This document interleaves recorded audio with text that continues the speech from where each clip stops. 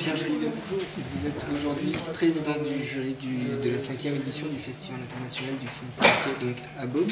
Et je me demandais comment est-ce que vous percevez et vivez votre rôle, quelle est la vie, à quoi ça ressemble en fait la vie d'un président du jury sur un tel festival?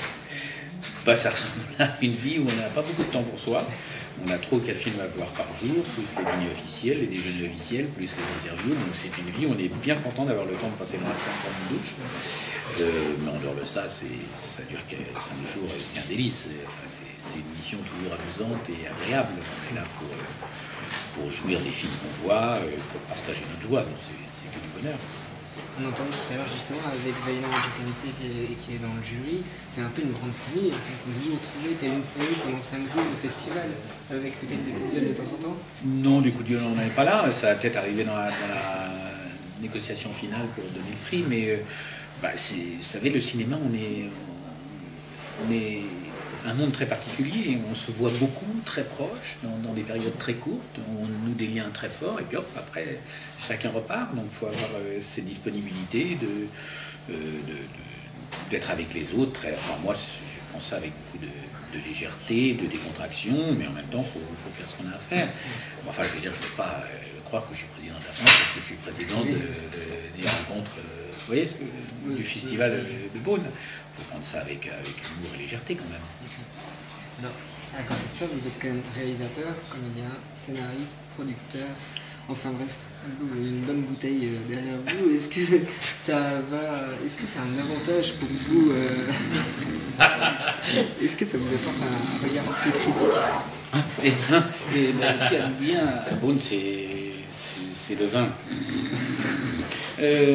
Non, plus je sais pas. En tout cas, j'ai fait beaucoup de métiers de ce métier, mais je suis plus comédien depuis très longtemps et c'est la mise en scène qui m'intéresse. Mais je crois qu'on ne peut pas durer dans cette profession si on n'est pas capable de retrouver la virginité, la fraîcheur de notre premier film, de notre première expérience, parce que sinon on s'ennuie très vite.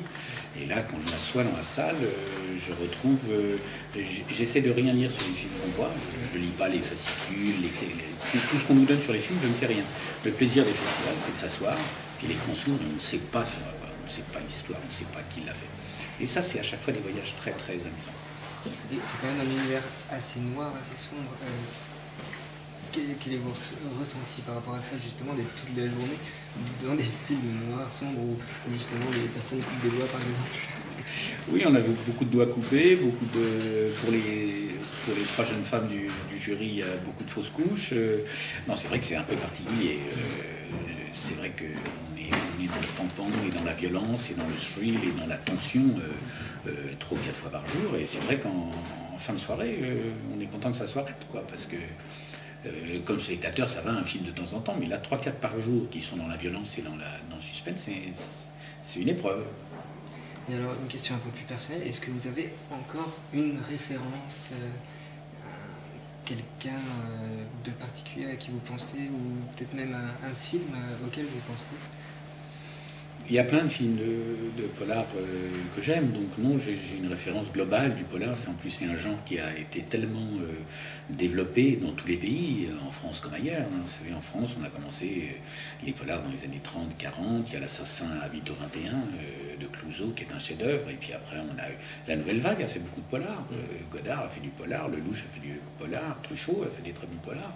Et puis après, vous avez eu Melville, vous avez eu Sautet. Enfin, on a une grande tradition du polar, et les Américains aussi. Donc on est certainement, maintenant il y a d'autres pays qui arrivent en Asie, mais les 2 grands pays de cinéma qui étaient les États-Unis et la France ont toujours une grande tradition de polar. Donc le polar